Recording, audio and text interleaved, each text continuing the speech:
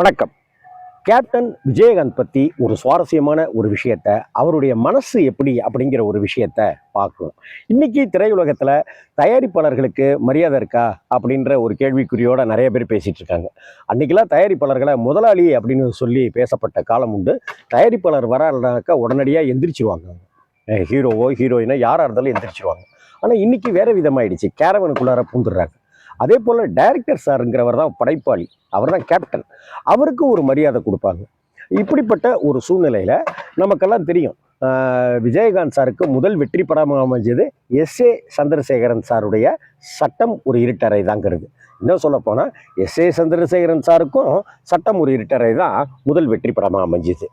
அதற்கு பிறகு தொடர்ந்து பல படங்கள் நடிச்சுக்கிட்டே வரும்போது திரும்பவும் ஒரு வெற்றி படம் எஸ்.ஏ. சந்திரசேகரனுக்கும் தேவையாக இருக்குது, நம்ம கேப்டன் சாருக்கும் தேவையாக இருக்குது. திரும்ப அவங்க சாட்சி அப்படின்னு ஒரு படம் பண்ணும்போது அது பெரிய ஹிட் ஆகுது. திரும்ப எஸ்.ஏ. சந்திரசேகரன் சாரும் வளர்றாரு, விஜயகாந்த் சாரும் வளர்றாரு. அதை அடுத்து வரிசையாக பல படங்கள் அவருக்கு வருது. அப்படிங்கிறதெல்லாமே அடுத்தடுத்த கட்டத்துக்கு மார்க்கெட் வேல்யூ கொண்ட ஒரு நடிகராக உயர்ந்துட்டு இருக்காரு. அப்படி நடிகராக உயர்ந்து நிற்கிற ஒரு தருணத்தில் வீட்டுக்கு ஃபோன் வருது. விஜயகாந்த் சார் ஃபோனை எடுக்கிறார். ஃபோனை எடுத்த உடனே வணக்கம், நான் சந்திரசேகர் பேசுகிறேன் அப்படிங்கிறாரு. அண்ணே வணக்கண்ணே, நான் விஜய் தான் பேசுகிறேன் அப்படிங்கிறாரு. விஜி, நீங்கள் இப்போ எப்போ கிளம்புறீங்க? ஷூட்டிங் இருக்கா? என்ன வேலை இருக்குது? எப்போ கிளம்ப போகிறீங்க அப்படின்னு கேட்குறாரு. அண்ணே என்னென்ன விஷயம் சொல்லுங்கண்ணே. இல்லை கேட்குறேன், நீங்கள் வேறு ஏதாவது வேலை இருக்குனாக்கா பரவாயில்ல, இன்னொரு நாள் பேசிக்கலாம். அப்படி இல்லாட்டினாக்கா நான் உங்களை பார்க்கணும்ண்ணே. இல்லைண்ணே, என்ன விஷயம் எதுவாக இருந்தாலும் சொல்லுங்கண்ணே. என்னண்ணே நீங்கள் நம்மக்கிட்ட என்னண்ணே? இல்லை விஜி, அதை நேராக பார்த்து சொல்லணும். நீ வீட்டில் இருக்க, நீ கிளம்பி போகிறதுக்கு நேரமாகும் அப்படின்னாக்கா நான் நேராக வந்துடுறேன் இப்போ அப்படின்னா. இல்லைண்ணே, இப்போ நான் கிளம்புறேன், வேலை இருக்குது அப்படின்னு சொல்லிட்டு ஃபோனை வச்சுட்டு கைலி கட்டிகிட்டு இருந்த கேப்டன் விஜயகாந்த் சார் விறுவிறுன்னு நடந்து அடுத்த தெருவில் இருக்கிற எஸ்.ஏ. சந்திரசேகரன் சார் வீட்டுக்கு நேராக போய் காலிங் பெல் தட்டுறாரு. காலிங் பெல் கதவை திறந்து பார்த்தாக்கா விஜயகாந்த் சார். எஸ்.ஏ. சந்திரசேகரன் சாருக்கு அதிர்ச்சி ஆகிடுது. என்ன விஜய் அப்படின்றாரு. அண்ணே, நீங்கள் டைரக்டர்ண்ணே, நீங்கள் என்னையை தேடி வரதா? அதெல்லாம் இல்லை, என்ன விஷயம் சொல்லுங்கள். எந்த விஷயமா இருந்தாலும் நான் தள்ளி போட்டுட்டு நான் வரமாட்டேண்ணே. நான் என்ன விஷயம் சொல்லுங்கண்ணே. இல்லைப்பா, தம்பி விஜய் வரிசையாக படங்கள்லாம் அறிமுகப்படுத்தி நடிச்சிட்ருக்கான் இல்லையா, பெருசாக ஒன்றும் போக மாட்டேங்குது. நீ ஒரு கேரக்டர் ஒன்று பண்ணி தம்பி கூட நீ நடிச்சினாக்கா நல்லாயிருக்கும். உன் கூட தம்பி வந்தானாக்கா அவனுக்கு ஒரு வெற்றி படமாக வந்துருப்பா அப்படி இப்படின்னு சொன்ன உடனே, என்னென்ன இப்படி சொல்லிட்டீங்க நீங்கள்? நம்ம பையன் வளர வேணாமா? நீங்கள் எப்போ வர சொல்லணும்னு சொல்லுங்கள், நான் வரதுக்கு நடித்து கொடுக்கறதுக்கு நான் தயாராக இருக்கேன்னு. அதெல்லாம் நீங்கள் ஒன்றும் கவலைப்படாதீங்க, தம்பி பெரிய ஆளாக வருவான், நீங்கள் கவலையப்படாதீங்கண்ணே அப்படின்னு சொல்லிட்டு கைலியோடு வந்திருக்கே விஜய் அப்படின்னாங்க.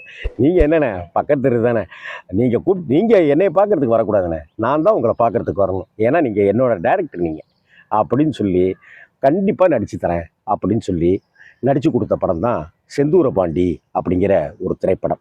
அதில் தளபதி விஜய்னு சொல்லப்படுகிற இளைய தளபதின்னு சொல்லி இன்றைக்கி தமிழக வெற்றி கழகத்தினுடைய தலைவராக இருக்கிற விஜய் அவர்கள் அன்றைக்கி விஜயகாந்த் கூட சேர்ந்து நடித்து ஒரு ஹிட்டு கொடுக்குறாரு. அதற்கு அடுத்துதான் பூவே உனக்காக மாதிரியான படங்கள் எல்லாமே வருது. இது எதுக்கு சொல்ல வரேனாக்க, விஜயகாந்த் சார் எந்த உயரத்துக்கு போனாலும் பழசை மறக்காதவராகவே இருக்கார். எந்த உயரத்துக்கு போனாலும் தனக்கு வெற்றியை தந்த எஸ்.ஏ. சந்திரசேகரன் சார் மேலே அவ்வளவு ஒரு பண்பும் மரியாதையும் வச்சுருந்ததை நம்ம இதில் உணர முடியுது. இதுதான் விஜயகாந்த் அவர்களுடைய மனசு, நடிக்க தெரியாத மனசு. சில பேர்லாம் இப்போ நான் போகிறேன், அப்போ நான் போகிறேன், இப்போ வேலை இருக்குது, சரி வீட்டுக்கு வாங்க அப்படின்ட்டுலாம் சொல்லுவாங்க.